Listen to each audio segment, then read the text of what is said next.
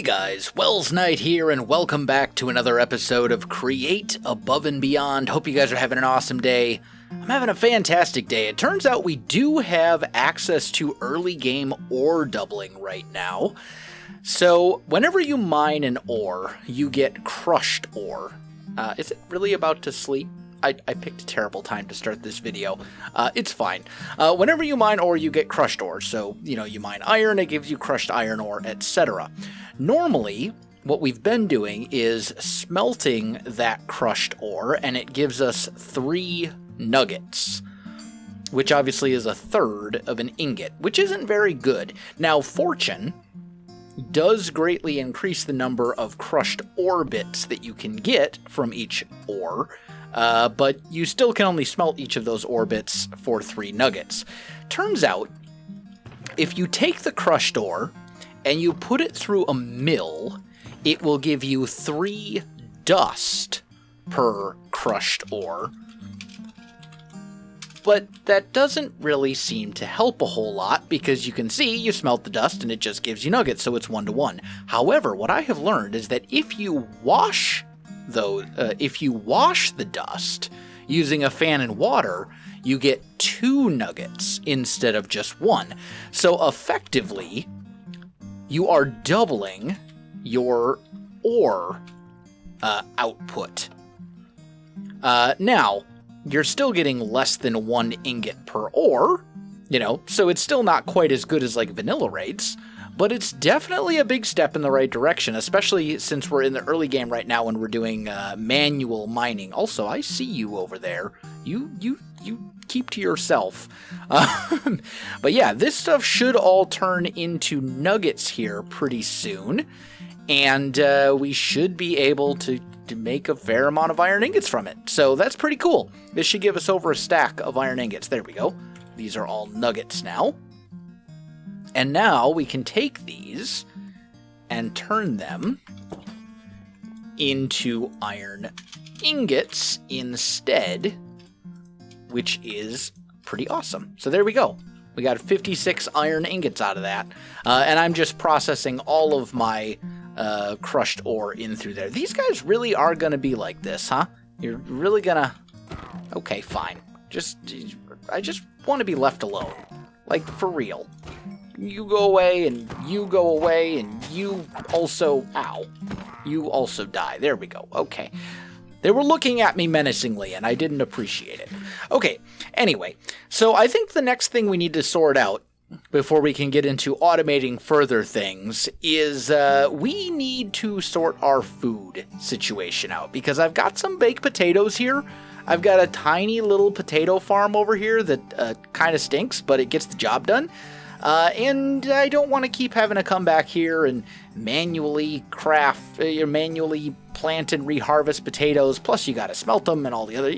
Potatoes are a perfectly fine food source. And honestly, we're actually going to stick with potatoes as our food source, at least for now. But we need something better than this little manual farm thing. So in the quest book... Oh, also I upgraded my backpack. I added some pockets to it to expand its inventory space. Let's just put this stuff away. But in the quest book, there are some things that it says we can do. So if we look in...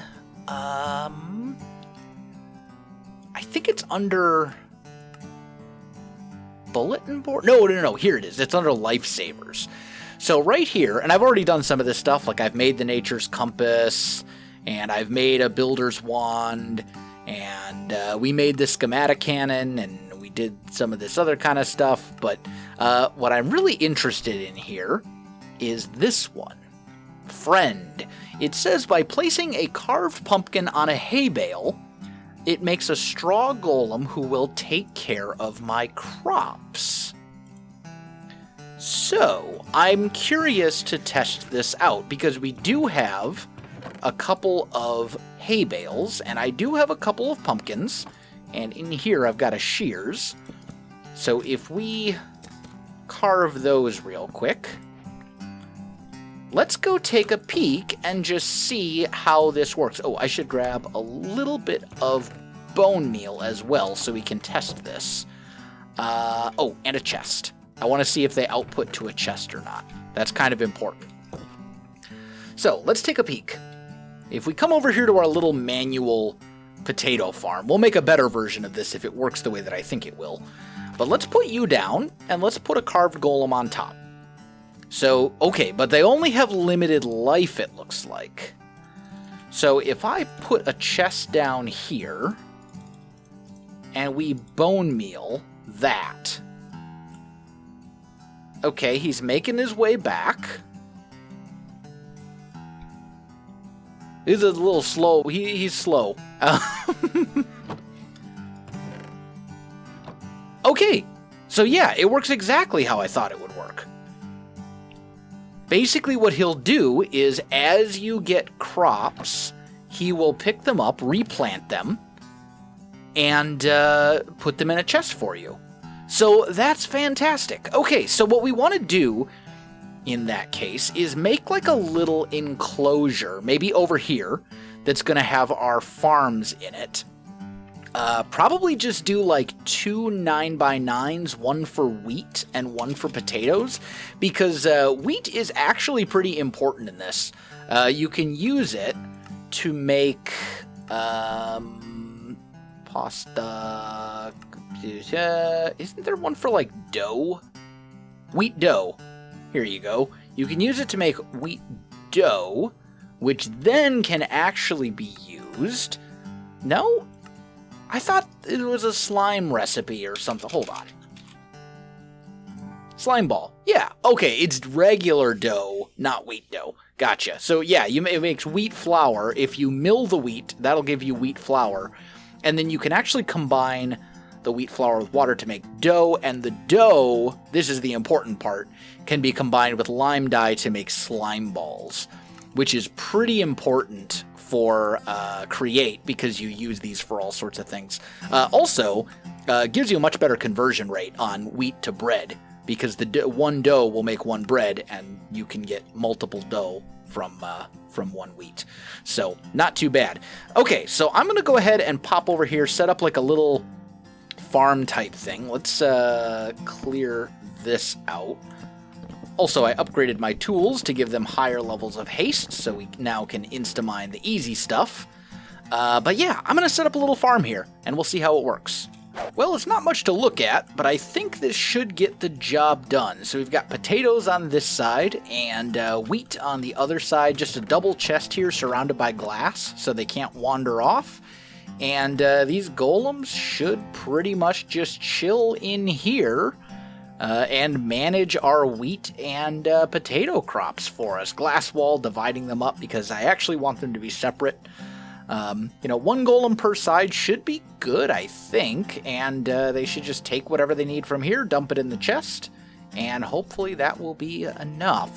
The only thing I'm concerned about is that I don't know what the range on these guys is, so it's possible that maybe if they're by the chest, they won't detect stuff over there, or if they pick stuff from over here, they won't detect the chest, but we'll just have to kind of let the thing run for a while and see what happens.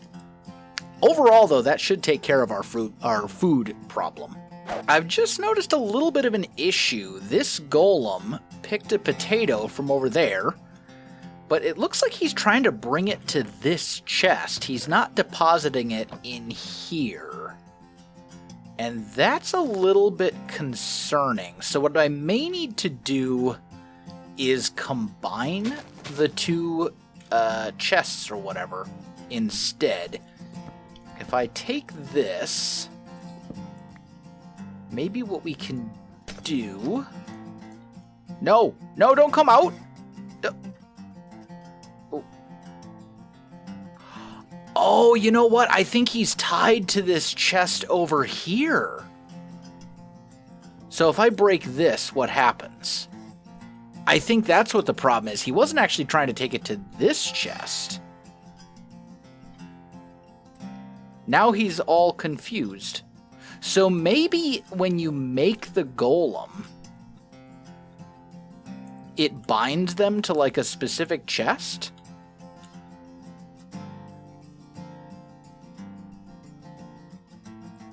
Can you put the potato in there? Yeah, there we go. So maybe this will work. And what I just need to do is get you to come back in here, and then we'll have to test the golem on the other side as well. Alright, I think I got it working. I had to kill and remake one of the golems, but I think it works now. It appears that when you make the golem, it's really important to have them, basically, you want to create them in the area where you want them to work, because the other golem basically kept trying to get back to over here. I guess he thinks that these are his fields or something. So, yeah, that's going to be something to kind of keep in mind. But this appears to be working now. We have one golem on each side, and, you know, they're doing their thing. So, now we should have our food all situated. Now, another important part of the quest book is the bulletin board. This is like think of it like a bounty board, right? Basically, it gives you tasks, and then in return, you get silver. So, over the course of playing, I've already done some of these just kind of naturally, like kill X number of spiders, and kill X number of zombies, and run a certain distance, and stuff like that. So what this does is this gives us silver, and then we can use that silver to buy other stuff. So if we go to the market, there's a bunch of stuff here you can buy with silvers. These are kind of like little shortcut things, like, say, for example, I want to get an ender chest. I can, or a shulker box, I should say. I can spend 55 silver and get a shulker box, and so on and so forth. Can also use this to get unbreakable enchanted saws to use in our production lines and stuff like that. Also, we can use it for shipments up here. So I can say, hey, I want to get a shipment of diamonds. I can put this down. I think the first time you have to buy like a pass to do it, but then afterwards you can spend the silver to get, you know, whatever. Or in this case, it's gold. I'm not actually sure what the currency transfer rate is. I don't know how many silver is one gold. I'm assuming it's 100 or something like that, or maybe it's a stack. But it looks like we can get a trade station, a sterling dynamo, and this for 30 silver. And then here we can exchange. So the trade station, how do I make the trade station? Is it complicated? I may want to just make it rather than purchasing it. Let's just see, because the sterling dynamo doesn't really do us a whole lot of good right now. Let's see, trade station, brass machine dropper. Yeah, I think we're better off just purchasing this. So let's use some of our silver to get this. And now we should have gotten the sterling dynamo, the trade station, and I'm assuming we got something else. I should probably clear out some of my... I should clear some inventory space for this. There we go. What were we supposed to get? Oh, and just repeatable. It just says it's repeatable. Okay, so it resets it so you can do it again. And then over here, we want to do this as well to get exchange currencies. Now, if I put this thing down, it needs power. So that's why they gave us the sterling dynamo, I'm assuming. And I believe this works by just putting stuff in here that's... I think this is basically just like the furnace. You throw some stuff in here, it generates power, like so.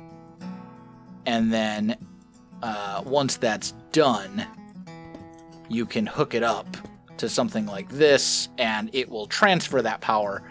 And then I'm guessing you can put stuff in here, exchange currencies, like that, and then maybe... No? Okay. I get it. So 1 stack of silver is a gold coin, and then if I put this in here, it should give us a stack of silver. Gotcha. Okay. That totally makes sense. Okay, cool. So let's just leave some... you know what? For now, let's break this. And let's move this to somewhere a little bit more convenient. Also, can the wrench from create... There it is. Can that reposition sterling dynamos? That is a question. It totally can. Okay, fantastic. So let's put our trade station here. We'll fill this thing up, let this thing get all boosted up with power, and then we can, make this a little bit easier on ourselves. Let's just keep most of our silver and gold and stuff in here.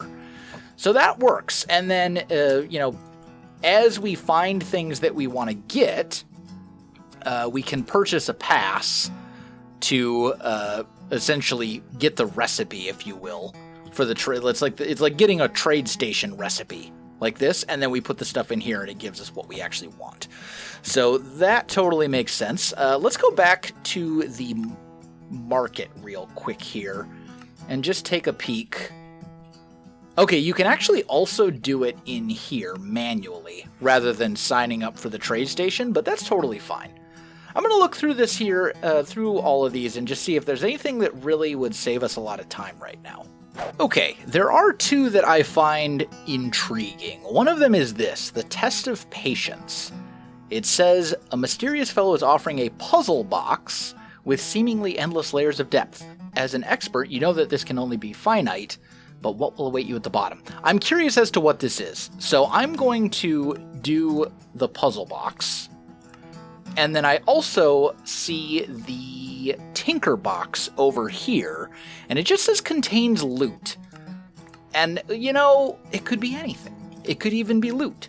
So let's just see if I put this guy down.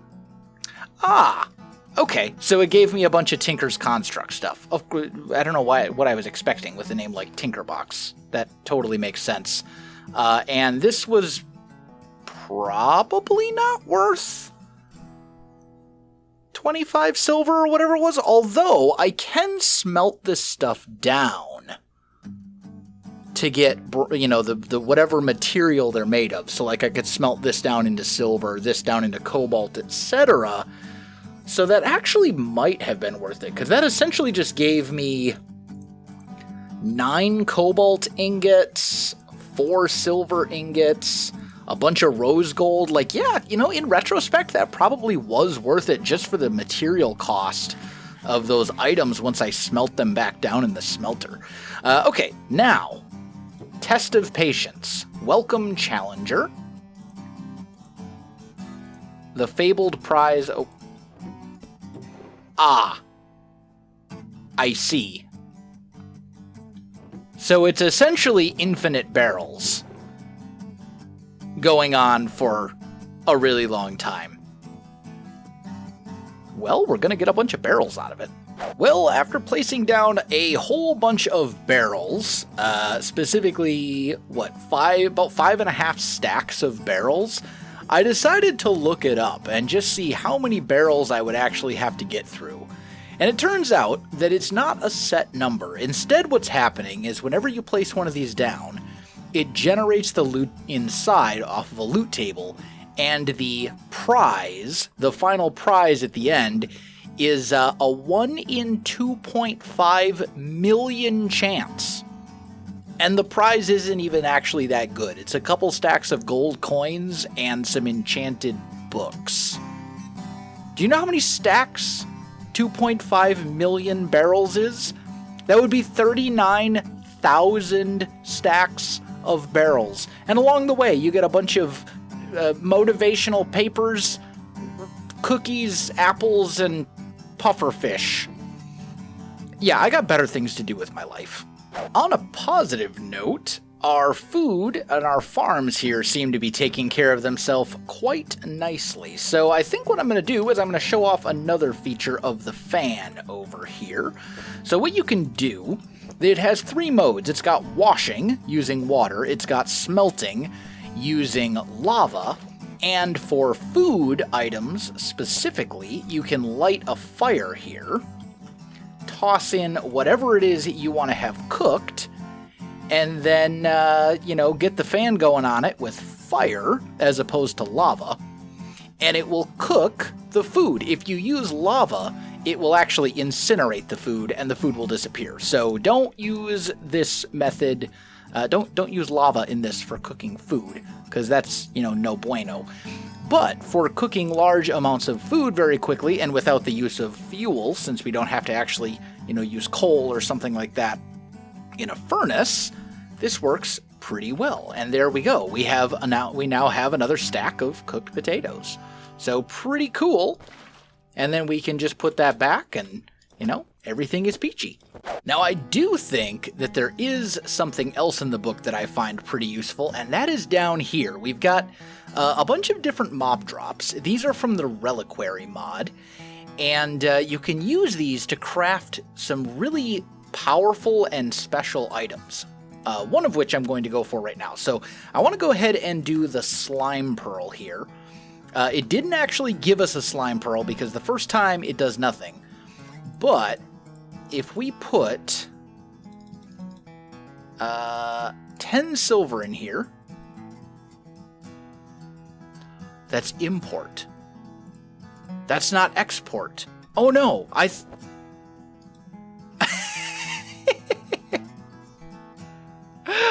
thought that was to get... This is for exporting stuff.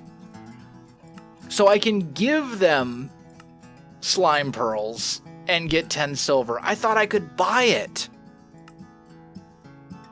Oops. See, this is why it's important to actually read things carefully instead of making stupid mistakes like that.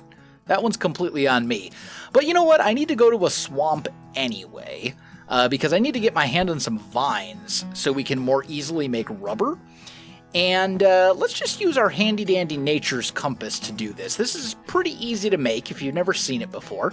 It's just a compass with some wood and basically any kind of sapling. And then when you right-click it, it gives you a list of every biome in the game. And if I just say, hey, I'm looking for a swamp, it will point us in the direction of the nearest swamp. So somewhere off that way. Looks like it's about 1,600 blocks away. So that's a bit of a journey. What if we look for Swamp Hills instead? Nope, that's even farther. Okay, I guess we're going to the one that's 1,600 blocks away. Speaking of relatively stupid mistakes, I got halfway there and realized I forgot to bring any iron or a shears with me. It's going to be very difficult to collect vines without a shears. I should also probably make some proper armor now that we've got a decent amount of iron, because if I'm going to be trying to kill some slimes at night, which I do intend to do, I would very much like to get at least one slime pearl if I can. We're going to need... You know, I might actually be able to just use Spanish moss. But no, you know what? I'm already set on the swamp. We're going to the swamp. It's going to happen. So let's make ourselves a shears and some iron. Just do that, and then let's make ourselves a full set of just regular old iron armor. And we'll toss that in here, take the shears and this with us, take off the engineer's goggles, and now I'm ready for my trip to the swamp. And there it is, just coming into render distance now. It was pretty much a straight shot, just straight across the ocean. But it definitely appears that we have found ourselves a swamp. So, let's just take a peek around here. This will be a few things we should probably get while we're here. I do need my boat back. No, don't go all the way down there. I need you. A couple things we should probably gather while we're here. We should probably take all of the blue orchids. Obviously, we need the vines, which is the main reason I came here. And I will have to wait for night in order for the slimes to potentially start spawning. But that should be good. The other thing I should get while I'm here, I think, is clay, because clay is super important in this mod pack since you use it for making all the andesite alloy stuff, but also this is far away, and who cares if I tear this place up. How big is this swamp? Pretty good sized, actually. That's the one downside to Nature's Compass, is it doesn't pay attention to how large the biome is, as far as I know. So sometimes you use it and it will take you to a swamp, but the swamp is like itty bitty tiny, and you're like, well, this doesn't actually do me any good. But it looks like in this case it worked out for us. Well, it looks like the sun is coming up, and that was what I would definitely consider to be a pretty successful night. It looks like there's one more slime over here somewhere. The mini-map makes finding mobs that you're looking for... What is... skeletons, I guess. Makes finding the mobs that you're looking for considerably easier. But... nope, looks like it despawned. I just missed it. Anyway, I mean, that was all things considered a pretty successful evening. Is that creeper done chasing me? Seems so. So check this out. I managed to get 14 slime pearls, which is way more than I actually need, tons of clay, and a bunch of other assorted mob drops and stuff as well. So yeah, pretty successful night. Even managed to get a couple of ender pearls. So now I'm going to head back to the base and we'll put these pieces together. I did make a little stop along the way back home so I could grab some spruce saplings. Ooh, and dark oak saplings too, maybe. Not quite as lucky there, but grab some spruce saplings because when it comes to at least manually gathering wood and stuff like that, spruce is by far the easiest one to farm.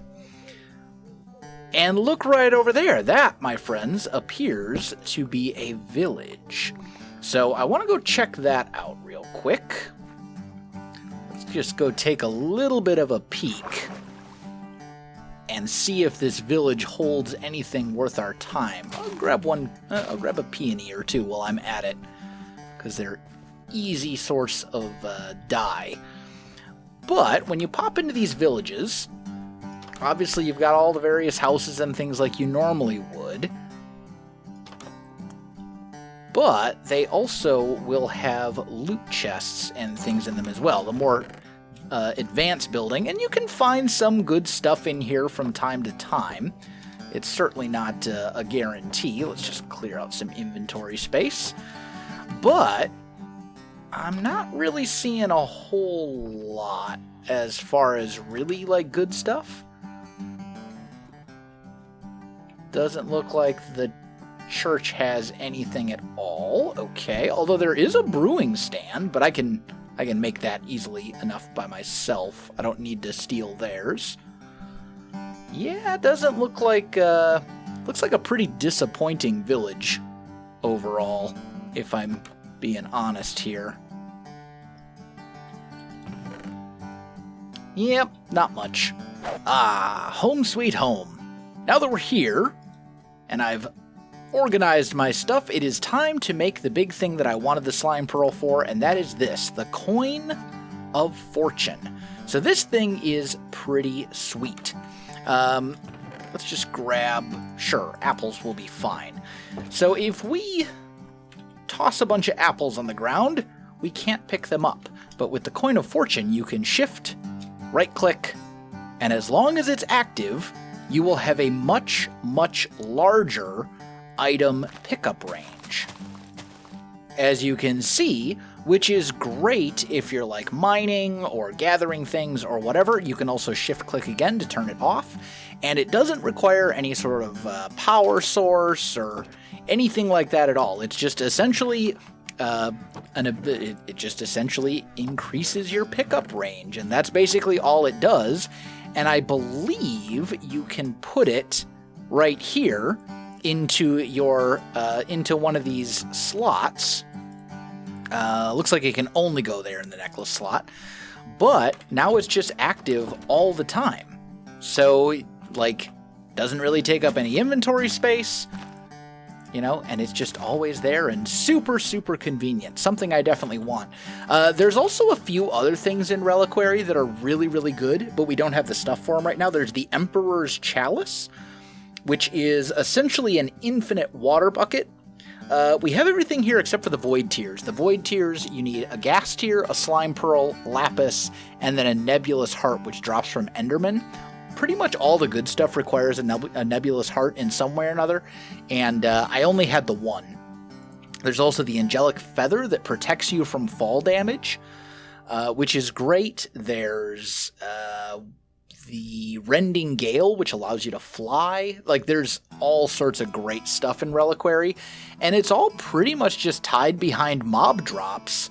So since we've got a fortune or a looting 3 sword right here, I mean, it's not super hard to get most of the stuff, with the exception of Enderman drops, because, you know, Endermen are annoying to find in the overworld. But yeah, we're off to a good start. I do think, though, that I am out of time for this one, my friends.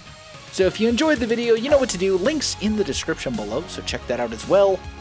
Otherwise, my friends, thanks for watching, and I'll see you in the next one.